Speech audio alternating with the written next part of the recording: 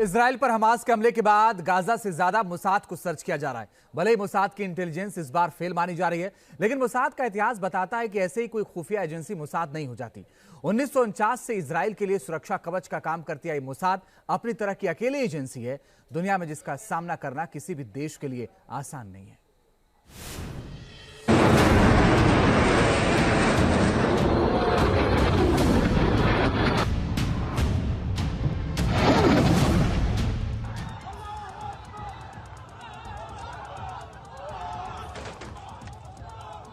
Israel की सड़कों पर हमास ने खून की होली खेली,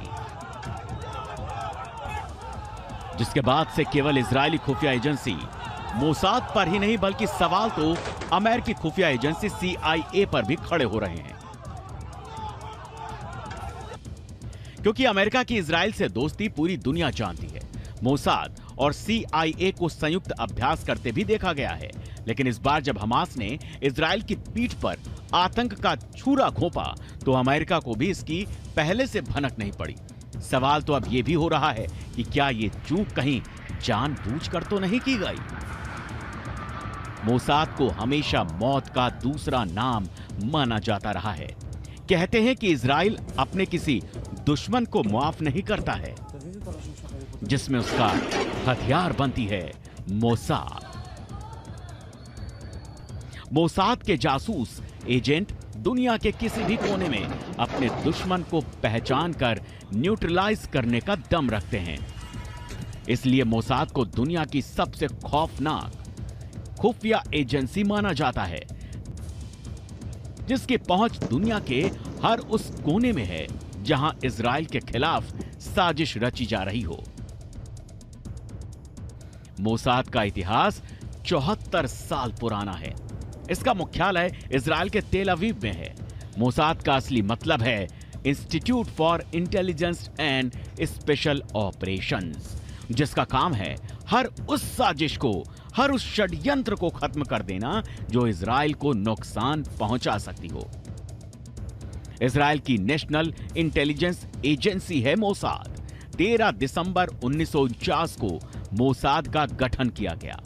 सेंट्रल इंस्टीट्यूशन फॉर कोऑर्डिनेशन से बनी मोसाद PM डेविड बैन गुरैना के कार्यकाल में बनी मोसाद। रियूवैन शिलोह बने मोसाद के पहले डायरेक्टर। एजेंसी का मुख्य उद्देश्य आतंकवाद से लड़ना, खुफिया जानकारी एकत्र करना और राजनीतिक हत्याओं को अंजाम देना रहा है। इसके जासूस देश के दुश्मन की हर छोटी बड़ी हरकतों पर बारीकी से नजर रखते हैं। कहते हैं कि दूसरे विश्व युद्ध में यहूदियों के नरसंहार के लिए जिम्मेदार जर्मन अफसरों को सबसे ज्यादा डर मोसाद से ही लगता था। माना यह भी जाता है कि सैकड़ों नाजी अफसरों की हत्याएं मोसाद ने ही करवाई थी। मोसाद के बारे में यह बात काफी फेमस है कि मोसाद अपने ऑपरेशंस के लिए न वक्त की दीवार को मानता है न सरहद की दीवार को। मोसाद के बारे में यह बात काफी फेमस है कि मोसाद अपने ऑपरेशंस के लिए न वक्त की दीवार को मानता है न सरहद की दीवार को। मोसाद अपने दुश्मन को न भूलता है और न ही दुश्मन को भूलने देता है। दुनिया में मोसाद के इतिहास के ऑपरेशन इस बात के सबूत रहे हैं। Operation Argentina. मोसाद ने 1960 में ऑपरेशन अर्जेंटीना को अंजाम दिया। इस ऑपरेशन में एडोल्फ हिटलर के नाजी अफसर एडोल्फ आइकमैन को अपहरण करके इजराइल लाया गया था, जिसके बाद तेल अवीव में आइकमैन के खिलाफ केस चला और उसे सजा सुनाई गई। आइकमैन हिटलर के यहूदी डिपार्टमेंट का हेड था, जिस पर 1933 से 1945 के बीच 40 लाख यहूदियों को मौत के घाट उतारने का आरोप लगा था। इसे मोसाद के सबसे कठिन ऑपरेशंस में से एक माना जाता है। संयुक्त राष्ट्र में भी इसकी गूंज सुनाई दी थी। Operation Thunderbolt. वो तारीख 27 जून 1976 थी जब तेल अवीव से उड़े विमान फ्लाइट नंबर 139 का अपहरण कर उसे युगांडा में उतारा गया।